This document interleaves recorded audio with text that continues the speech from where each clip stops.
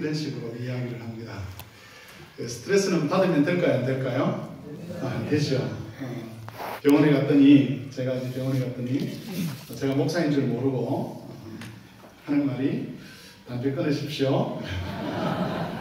술 끊으십시오. 커피 안 됩니다. 그 다음에 하나 더 스트레스 받으면 안 됩니다. 이렇게 이야기를 하더라고요. 그만큼 현대인들이 스트레스를 많이 받는 것 같습니다. 교회 목사로 있다 보니까 스트레스를 많이 받아요. 우리 여기 목사님도 그러시죠, 그죠? 목사님 성도들 앞이시라고 고개를 끄덕이지 않으시네요. 여러 사람들을 만나는데 예를 들면 어떤 사람을 만났을 때 그 사람에게 했던 것대로 다른 사람에게 해도 통하면 별로 스트레스를 받을 일이 없어요. 이 사람에게 이렇게 해서 통했는데 이 사람은 또 다르게 해야 돼요. 그래서 성도가 적은 교회는 적은 교회대로 힘이 들고 또 많은 교회는 많은 교회로 힘이 듭니다. 여기는 이렇게 미자립 교회나 개척 교회가 얼마나 되는지 모르겠지만 저희 노예에는 한 3분의 2 정도가 미자립 교회이고 개척 교회입니다. 목사님들이 제일 힘든 게 뭐냐라고 물으니까 미자립 교회나 이런 데 오는 성도들은 일반 교회에서 상처를 받은 분들이 많이 갑니다. 자그마한 교회들은. 그래서 목사님들이 정말 그런데 이제 가시면 이제 그런 분들은 마음에 아픔이 있기 때문에 말씀을 할 때에 이 말씀들이 좀 부드럽게 잘 안 나와요. 뭘 해도 반응도 탁탁 나오고. 그런 분들을 목사님이 대하면 마음에 상처가 많이 남습니다. 그래도 그 영혼을 사랑하는 마음으로 기다리고 인내하고 이래서 그 마음을 잘 다독거려가지고 이제 좀 좋은 교인이 되겠다 싶으면 떠나버리는 거예요. 큰 교회로. 작은 교회 있는 목사님들이 그것 때문에 너무 마음이 힘들고 스트레스를 받아요. 그래가지고 보면 불쌍해 죽겠어요. 어떤 때는. 교회의 성도수가 처음에 5명에서 10명, 20명, 30명 늘어나다가 어떤 일 때문에 목사님 우리 교회 옮기겠습니다. 가버리면 대책이 없는 거예요. 이분들이. 혹시 여기에 그런 교회의 성도들이 계시면 여러분 끝까지 교회를 지켜주십시오. 네. 물론 또 이 큰 교회에서는 전도해서 또 사람들을 채워야 되지만 좀 힘든 것이 있어도 이렇게 자리를 잘 지켜야 저 목사님들이 빨리 안 죽어요. 안 그러면 빨리 죽어버립니다. 그만큼 우리가 스트레스를 많이 받습니다. 교회에 있으면. 그런데 목사님들만 스트레스를 받는 게 아니라 사실 교회에서 하나님을 잘 한번 섬겨보겠다. 내가 이 교회에 헌신해서 성도들을 제대로 한번 섬겨보겠다라고 생각하는 사람은 스트레스를 많이 받습니다. 안 그렇던가요? 우리 장로님들, 권사님들, 집사님들 안 그렇던가요? 내가 저 성도를 정말 잘 섬겨서 좋은 성도를 한번 만들어 보겠다 싶으면 그 사람 때문에 받는 상처가 마음에 참 많이 남습니다. 경험해 보셔서 알 겁니다. 그런데 저는 우리 교회에서 사용하지 못하게 하는 말이 하나 있는데 그게 스트레스라는 말입니다. 스트레스를 받는다는 말을 절대로 교회에서 사용을 못하게 합니다. 제가 아까 말씀을 드렸죠, 그죠? 스트레스는 받아야 되는 겁니까? 받지 말아야 되는 겁니까? 받지 말아야 되는 거거든요. 그럼 제가 한번 여쭤보겠습니다. 교회에서 목사가 스트레스를 안 받으면 교회가 제대로 세워질 수 있겠습니까? 연약한 성도가 오고 인격이 부족한 성도가 왔는데 그 성도가 주는 스트레스를 목사가 안 받아내고 장로가 안 받아내고 집사가 안 받아내면 그 사람은 결국 어떻게 될까요? 결국은 받은 대로 돌려주면 되죠. 그럼 스트레스 안 받습니다. 그죠? 받은 대로 돌려주면 스트레스 안 받아요. 목사에게 심한 말 한 사람에게 목사가 심한 말로 해버리고 장로님들에게 심한 말 한 사람에게 장로님들이 심한 말을 해버리고 그러면 스트레스 받을 일이 없습니다. 또 그 사람이 뭐라고 말하는지 난 신경 안 써. 너는 너대로 살고 나는 나대로 살아. 이러면 스트레스 받을 일이 없습니다. 그러면 그 사람은, 그 성도는 온전한 성도로 자랄 수 있겠습니까? 그 교회는 온전한 교회로 자랄 수가 있겠습니까? 없죠. 그래서 직분자는 교회의 재직들은 목사님을 비롯해서 장로님과 권사님들은 스트레스를 왜 되죠? 받아야 돼요. 스트레스를 받아야 돼요. 그런데 현대 용어가 스트레스를 받으면 안 된다라고 하니까 그게 스트레스가 되어버리는 거예요. 그러면 받으면 안 되는 겁니다. 그러면 그런 것들은 뭐라고 이야기를 하느냐? 성경을 하나 찾아보겠습니다. 고린도전서 2장 1절에서 4절. 제가 성경을 몇 권 찾는다 그랬죠, 그죠? 고린도전서 2장 1절에서 4절. 우리 같이 한번 합독해서 읽어보겠습니다. 5절까지. 고린도후서입니다. 고린도후서 2장 1절에서 4절. 예, 신약 성경 286쪽쯤 되겠습니다. 고린도후서 2장 1절에서 4절 다 같이 읽겠습니다.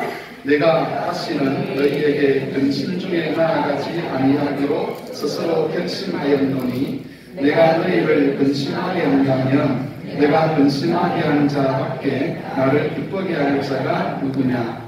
내가 이같이 쓴 것은 내가 갈 때에 마땅히 나를 기쁘게 할 자로부터 도리어 근심을 얻을까 염려하며 또 너희 모두에 대한 나의 기쁨이 너희 모두의 기쁨인 줄 확신함이로라. 내가 마음에 큰 눌림과 걱정이 있어 많은 눈물로 너희에게 섰노니 이는 너희로 근심하게 하려는 것이 아니요 오직 내가 너희를 향하여 넘치는 사랑이 있음을 너희로 알게 하려 함이라. 하나님께서 바울을 고린도를 보내셔서 고린도 교회를 세우도록 하셨습니다. 고린도 교회의 설립자가 하나님이시지만 인간 사역자는 바울이죠. 바울은 고린도 교회를 정말 사랑했습니다. 그런데 나중에 이 고린도 교회에 거짓 교사들이 들어왔어요. 거짓 교사들이 들어와가지고 거짓 진리를 베풀면서 바울하고 고린도 교회 사이에 심각한 갈등이 생기기 시작했습니다. 그래서 바울이 편지를 보내기도 하고 이렇게 되는데, 여기서 바울이 고린도 교회 성도들 때문에 자기의 상한 마음, 자기가 소위 우리가 말하는 스트레스 받은 거죠. 그 큰 스트레스를 받고 거의 먹지도 못하고 그것 때문에 근심이 되고 사역도 안 되고 이렇게 되었었어요. 이 다른 본문들과 연결을 해보면 바울이 고린도 교회 성도들 때문에 정말 마음앓이를 많이 했습니다. 그런데 그 마음앓이를 바울이 뭐라고 이야기를 하느냐면 4절에 보시면 내가 마음에 큰 눌림이 있었다 그럽니다. 이 큰 눌림이라는 말을 번역을 하면 큰 고통이 있었다 또는 큰 짐이 있었다 이렇게 표현을 해요. 만일 바울이 이 짐을 거절했다면 바울은 편하게 다른 곳에서 사역을 할 수 있었습니다. 고린도전서 말씀을 보면 고린도 교인들이 얼마나 진리에서 많이 떠나 있었는가를 알 수 있습니다. 은사를 가지고 서로 비난하고 비판해서 교회가 풍지박산이 나고 언행한 자가 교회 안에서 큰 소리를 치고 이런 식의 이야기들이 고린도 교회에 있었거든요. 그래서 바울이 만일 저런 놈들은 안 되는 놈들이다, 싹이 노랗다, 나는 저들에게 관심을 끊어버리겠다라고 생각하고 끊어내어버렸다면 다른 곳에서 사역하는 게 편했을 겁니다. 근데 바울이 그들을 못 끊어내요. 왜냐하면 하나님의 교회이기 때문에, 예수 그리스도의 교회이기 때문에.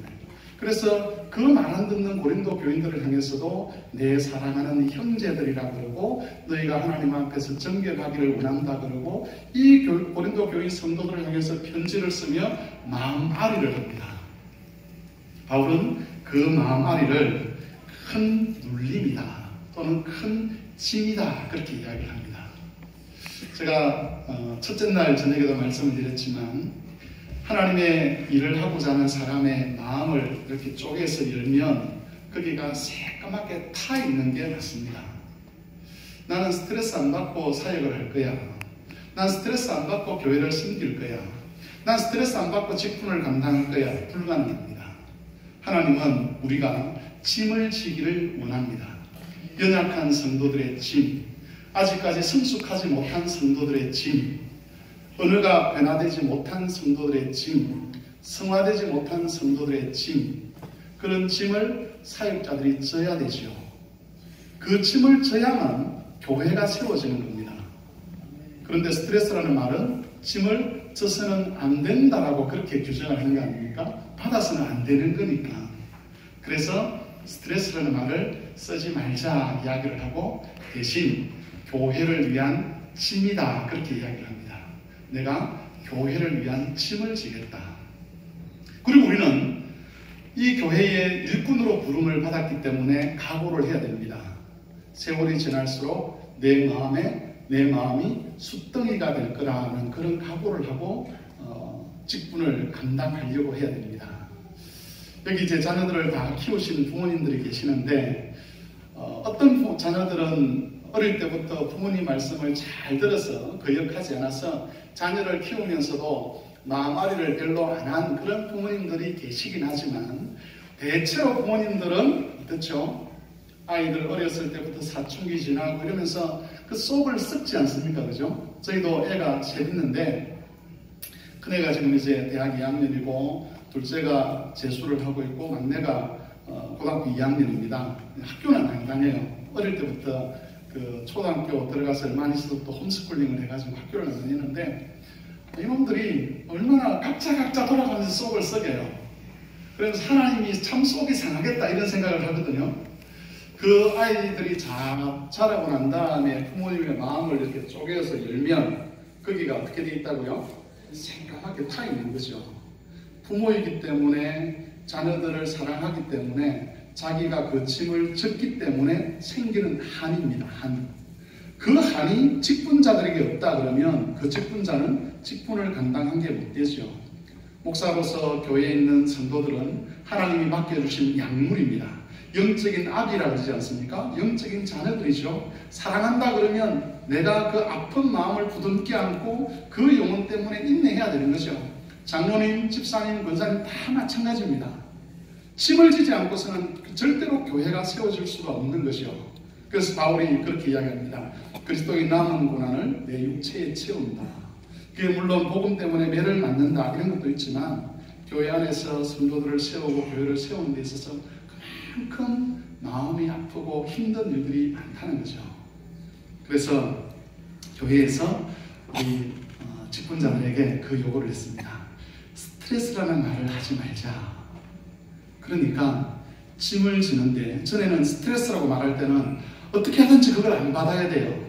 개념 자체가 그렇더라고요. 스트레스일 때는 그거 받으면 안 돼 이러는데 교회를 위한 짐을 지자.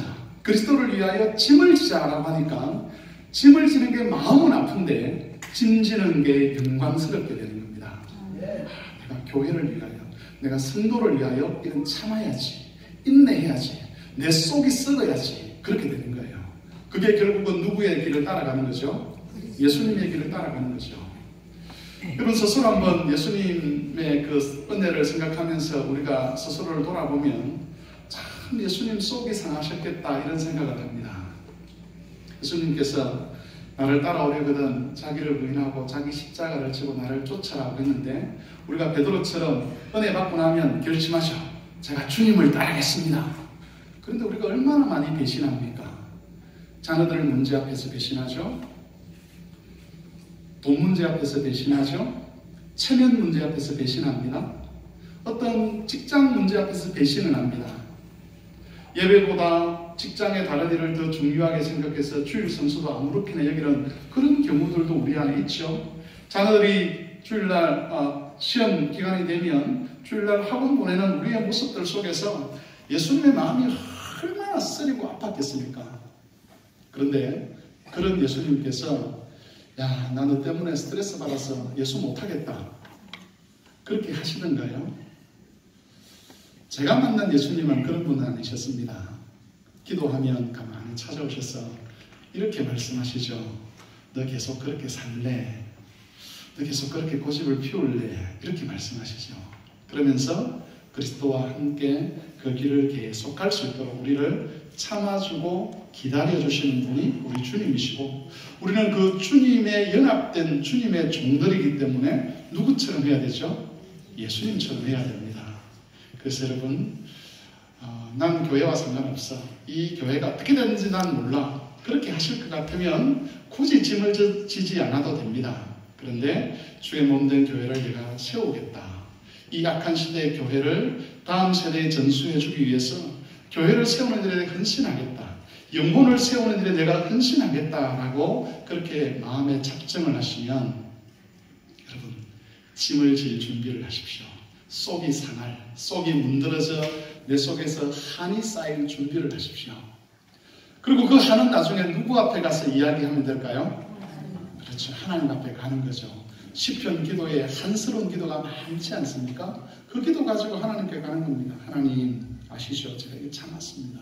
하나님 때문에. 그러면 그건 언제 갚아주실까요? 예수님께서 다시 오실 때에 영화롭게 하실 겁니다. 그래서 슬픔이 변하여 기쁨이 되고, 탄식이 변하여 찬송이 되는 거죠. 수치가 변하여 영광이 되는 그날을 우리가 사모하며 살아가는 겁니다. 그게 바로 고난입니다. 그래서 성도의 삶에는 항상 고난이 따를 수밖에 없는 거죠. 꼭 예수 믿는 것 때문에 감옥 갇히는 게 그것만이 고난이 아니라 그리스도 때문에 우리의 속 심령이 상하는 것, 그게 고난입니다. 오늘 설교 제목이 모든 일에 신중하여 고난을 받으라입니다. 이 신중하다는 말은 절제한다 또는 참는다, 스스로를 돌아본다 이런 뜻이 있습니다. 그러니까 핵심은 그거죠. 너를 잘 돌아보아서 함부로 그렇게 생각하지 말고 고난받는 일에 집중하라 이런 이야기입니다. 여러분, 디모데 후서에는 고난받으라는 이야기가 많이 나옵니다. 1장 8절에도 보면 그러므로 내가 우리 주를 전언함과 또 주를 위하여 갇힌 자 된 나를 부끄러워하지 말고 오직 하나님의 능력을 따라 복음과 함께 고난을 받으라 라고 이야기를 합니다. 2장 3절에도 보면 너는 그리스도 예수의 좋은 병사로 나와 함께 고난을 받으라 라고 말을 하고요. 그 다음에 4장 5절도 보면 우리가 읽었던 본문입니다. 너는 모든 일에 신중하여 고난을 받으며 전도인의 일을 하며 내 직무를 다하라 그렇게 말합니다. 그리고 이렇게 말하고 난 다음에 마지막에 그렇죠. 내가 믿음의 선한 싸움을 싸우고 달려갈 길을 마치고 이제는 주님이 주실 그 영광을 바라보는데 주님께서 마지막 날에 갚으실 것이다. 내게만 갚는 것이 아니라 나와 함께 내가 살았던 이 고난의 삶을 함께 사는 모든 자들에게 하나님께서 주실 것인데 너도 그것을 바라보며 고난받는 일에 헌신하라 이렇게 요청을 하는 것이 본문의 말씀입니다. 그렇다면 여러분, 디모데가 이 바울의 권면을 따라서 고난을 받는다라고 하면 그건 여러분 구체적으로 어떤 모습이겠습니까? 바울이 디모데를 향해서 나와 함께 고난을 받으라 이렇게 이야기를 했는데 우리가 했던 4장 5절에도 네가 고난을 받으며 라고 이야기를 했는데 고난을 받으라는 말이 구체적으로는 어떤 거냐는 거죠. 예를 들어서 바울이 이런 걸까요? 너도 나처럼 감옥에 갇혀서 고생을 좀 해봐라 이런 뜻일까요? 바울이 자기가 복음을 전하다가 감옥에 갇혔지 않습니까? 이제 조금 있으면 죽을 겁니다. 그게 억울해가지고 야, 나만 이렇게 해도 되나? 너도 좀 고난을 받아야 안 되나? 그래 너도 좀 감옥에 와라 이런 의미겠습니까? 그런 건 아닐 겁니다. 그죠? 그렇다면 여기서 지금 바울이 디모데를 향해서 너도 고난을 받아라 라고 말을 할 때에 이 고난을 받는다는 것은 구체적으로 어떤 것이겠습니까? 물론 일반적인 이야기를 할 수 있겠죠. 아까도 말씀을 드렸지만 마음이 상하고 아픔이 있고 이런 것도 있을 수 있습니다. 그런데 이 본문 속에서 도대체 디모데가 고난을 받는다는 것은 어떤 의미겠는가? 2절을 여러분 같이 한번 읽어보겠습니다. 2절 말씀 디모데후서 4장 2절을 같이 한번 읽어보겠습니다. 시작. 너는 말씀을 전파하라.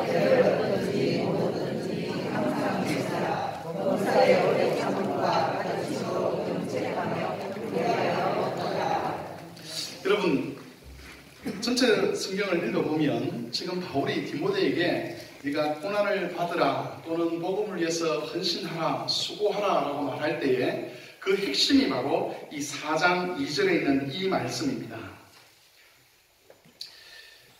너는 말씀을 전파하라. 이 말은 말씀을 설교하라 또는 말씀을 가르치라 라는 걸로 번역을 할 수 있습니다. 때를 얻든지 못 얻든지 항상 힘쓰라. 범사에 오래 참음과 가르침으로 경책하며, 이 경책한다는 말은 죄를 깨닫게 하며 라는 뜻이고요. 그 다음에 경계하며 라는 것은 책망한다는 뜻입니다. 권하라는 말은 용기를 주라 이 말입니다. 그래서 정리를 하면 디모데로 하여금 고난을 받으라는 이 말은 지금 네가 에베소 교회의 목사로서 설교하고 가르치는 일을 하고 있는데 그 일을 계속해가라 이런 말로 바꿀 수가 있습니다. 감옥에 갇혀라, 매를 맞아라 그 말이 아니라 네가 하나님의 말씀을 맡은 목사로서 그 에베소 교회에서 계속해서 하나님의 말씀을 바르게 전하는 그 일을 해가라, 이 말을 바울은 고난받으라는 말로 표현을 하고 있습니다. 그럼 이제 우리가 이런 질문을 해봐야 되는 거죠. 어떤 질문이냐면 왜 바른 말씀을 전하는 것이 고난이 되느냐 하는 겁니다. 여기서 바른 말씀은 오염되지 않는 말씀을 이야기합니다. 하나님의 말씀인 것 같은데 하나님 말씀이 아닌 그런 오염된 말씀, 훼손된 말씀, 부패한 말씀이 아니라 건강한 말씀, 그 건강한 말씀을 전하라라고 말하는데 왜 건강한 말씀을 전하는 것이 고난이 되느냐는 거죠. 그럼 조금 졸리시는 분이 있을 줄 몰라서 제가 미리 말씀을 드립니다.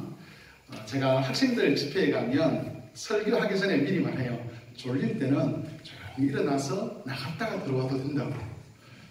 안 그러면 1시간 내내리고 좁니다. 그죠? 그게 좀 민망하니까 엎드려 주무십시오. 한 10분 자고 나면 개운해집니다. 그러면 나머지는 다 들을 수가 있거든요. 안 그러면 사탕 하나 드셔도 됩니다. 그래서 직장 생활하고 쉬고 저녁 식사하시고 진짜 피곤한 시간인데 혹시라도 그런 분이 계시면 제가 미리 말씀을 드립니다. 그렇게 좀 자유롭게 들으셔도 됩니다. 주일 예배 같은 경우는 조심해야 되지만 오늘 집회니까 좀 자유롭게 그렇게 들으십시오. 옆에 주무신다고 깨우시면 안 됩니다. 좀 푹 주무시게 놔두셔야 됩니다.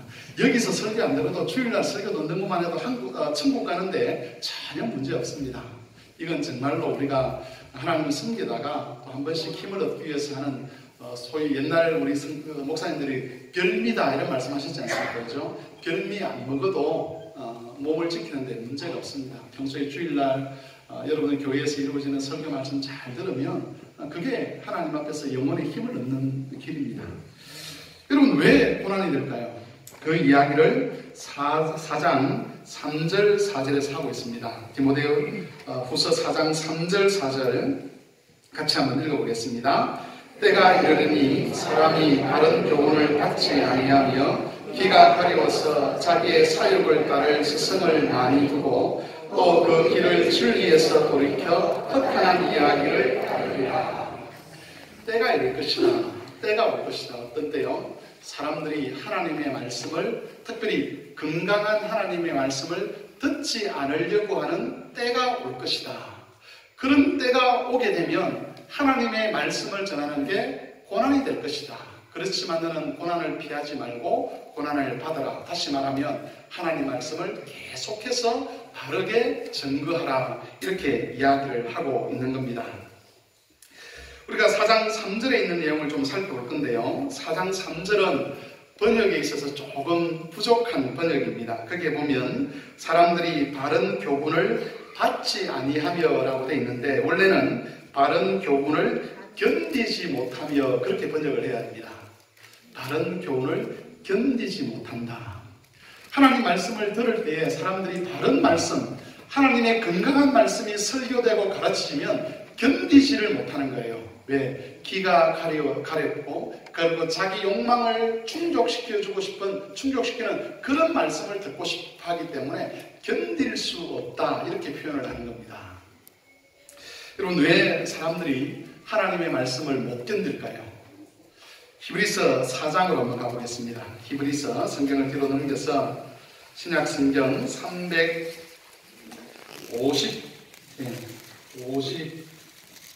356쪽쯤 되겠습니다. 히브리서 4장 12절 13절 여러분 잘 알고 있는 말씀입니다. 히브리서 4장 12절 13절 우리 같이 한번 읽겠습니다. 시작. 하나님의 말씀은 살아있고 활력이 있어 좌우의 날이 쓴 어떤 검보다 예리하여 혼과 영과 관절과 골수를 찔러 쪼개기까지 하며 또 마음의 생각과 뜻을 판단하나니 지으신 것이 하나도 그 앞에 나타나지 않음이 없고 우리의 결산을 받으실 이의 눈앞에 만물이 벌거벗은 것 같이 드러나니라. 아멘. 여러분 여기는 하나님의 말씀이 어떤 역할을 하는지에 관한 기록입니다. 그렇죠? 하나님 말씀은 뭐와 같으냐? 좌우에 양쪽에 날이 서 있는 금과 같다, 칼과 같다 그럽니다. 근데 이 칼이 어떤 역할을 하느냐면 홍과 영과 및 관절과 골수를 찔러 쪼갠다 그렇게 말합니다. 여기서 여러분 관절과 골수를 왜 찔러 쪼개죠? 이 원래 의미는 이 헬라적 의미는 잘게 쫙 우리 여러분 그 오이 같은 거 쓸 때에 아주 우리 어머님들 이렇게 칼로 가지고 얇게 오이를 쓰죠. 이렇게 여기 붙일 때. 네? 그죠? 두껍게 쓰면 안 되잖아요. 그죠? 얇게 쓰듯이 그렇게 관절과 골수를 찔러서 쪼갭니다. 얇게. 왜 관절과 골수를 찔러 쪼개죠? 관절과 골수를 뼈 중에 뼈 이렇게 이야기합니다. 뼈 중에 뼈, 뼈 중에 뼈, 진짜 뼈 이런 건가요? 성경에서 관절과 골수라는 말은 인간이 스스로 의식이 닿지 않는 영역, 자기가 스스로 힘을 닿게 할 수 없는 영역, 자기가 깨달을 수 없는 영역을 이끌어서 관절과 골수 이렇게 이야기를 해요. 죄가 내 눈앞에 있을 때는 쉽게 파악을 합니다. 그런데 죄는 숨어 있습니다. 이 숨어 있다는 말이 꼭 우리 몸에 숨어 있다는 게 아니라 죄가 죄로 드러나지 않는 거예요. 우리가 죄를 의식하지 못합니다. 그런 것을, 죄의 특성을 관절과 골수에 죄가 숨어 있다 이렇게 표현을 하는 거거든요. 근데 하나님 말씀은 그 숨어 있는 죄를 폭로하는 그런 역할을 하는 겁니다. 어디까지? 인간이 스스로 자기 의식으로 느낄 수 없는 그런 영역에까지 영향을 미쳐서 거기 숨어 있는 죄를 끄집어내어서 우리 눈앞에 하나님 앞에 탁 펼쳐놓는 거예요. 그래서 죄를 폭로하는, 숨겨진 모든 죄를 하나님 말씀이 폭로하는 그런 역할을 하는 겁니다. 저는 마산에 있을 때에 지금은 가지 않지만 한 10년 정도 제가 거기 이제 부목사로 있을 때도 있었는데 10년 정도 교도소를 좀 드나들었습니다. 교도소 사역을 하는데 여러분 교도소에 있는 우리 형제들은 제가 여러분 우리는 죄인이기 때문에 이러면 아멘 이렇게 말합니다. 그런데 교도소에 형제 아닌 사람들 있잖아요. 예수 안 믿는 사람들을 대상으로 1년에 2번 설교를 하거든요. 그분들에게 제가 처음 가가지고 제가 뭘 압니까? 그죠? 처음 가가지고 우리 같은 죄인을 하나님께서 이러니까 저쪽에서 어이씨 이러는 거예요. 그 말은 무슨 말이죠? 자기를 죄인이라고 말한다고 그렇게 싫어하는 거죠. 설교 중에 이제 막 데모를 하는 거예요. 살인죄를 지었다고 해서 내가 죄인입니다 말하지 않습니다. 그럼 당신이 왜 감옥에 왔느냐 물으면 재수가 없어서 감옥에 왔다 이럽니다. 내가 죽였는데 재수가 있어서는 안 왔는데 재수가 없어서 왔다. 내가 잘못했다 말하지 않습니다. 근데 이제 교회에 다니는 형제들, 그 안에서도 이제 회심하여 예수를 믿는 형제들은 이렇게 말합니다. 목사님 제가 진짜 죄인입니다. 이렇게 이야기를 해요. 그걸 보면 우리가 죄인이라고 하는 것은 우리가 스스로 생각해가지고 내가 잘못했구나, 내가 죄인이구나 그렇게 느끼는 것이 아니라 하나님께서 계시로 우리가 죄인인 것을 알려주어야만 우리가 죄인이라는 것을 알 수가 있는 거죠. 특별히 하나님께서 그 죄를 폭로하실 때 뭐를 가지고 죄를 폭로하시느냐면 하나님의 말씀을 가지고 폭로합니다. 그래서 건강한 말씀이 선포되면 사람들의 숨겨진 죄조차 폭로가 됩니다.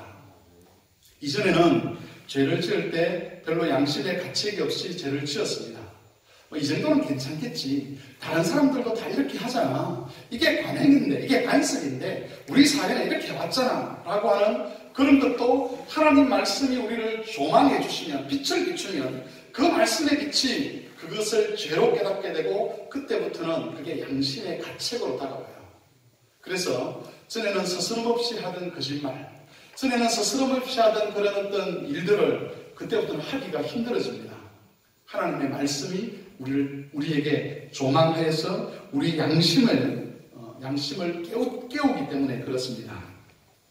사람들이 죄로 여기고 싶지 않은 것들이 있죠. 그죠? 난 저거 계속 하고 싶은데, 계속해도 괜찮은 것 같은데, 그런데 하나님 말씀이 들어오면 그게 이제 문제가 되는 거예요. 이걸 계속 해도 되나? 하지 말아야 되나? 이런 이제 고민들을 하게 되는 겁니다. 어른들은 정치적으로 보수적이죠, 그죠? 근데 젊은 사람들은 정치적으로 진보적인 친구들이 있습니다. 저희 교회에 이 박근혜 대통령께서 이렇게 그 자리에 계실 때에 아주 좀 급진적인 친구가 하나 있었어요. 그러면 이런 친구들은 박근혜 대통령 이렇게 말하지 않았습니다. 어떻게 말할까요? 뭐 제가 지금은 사용을 하는 어떤 짐승에 비유해가지고 그런 식으로 불렀어요. 아주 멸시하고 조롱하는 거죠. 제가 오늘 설교 시간에 그랬습니다. 여러분, 하나님께서 우리에게 부모를 주셨는데 그 부모의 대상이 누군지 아냐고, 누가 우리의 부모인지 아냐고. 첫째는 우리를 낳아주신 분, 그 혹시 길러주신 분, 그리고 어른들, 교회 안에 또는 지역사회 어른들, 그 다음에 교회의 지도자들, 그 다음에 또 한 사람이 있다고. 나라의 위정자들, 권력자들, 우리의 부모들하고.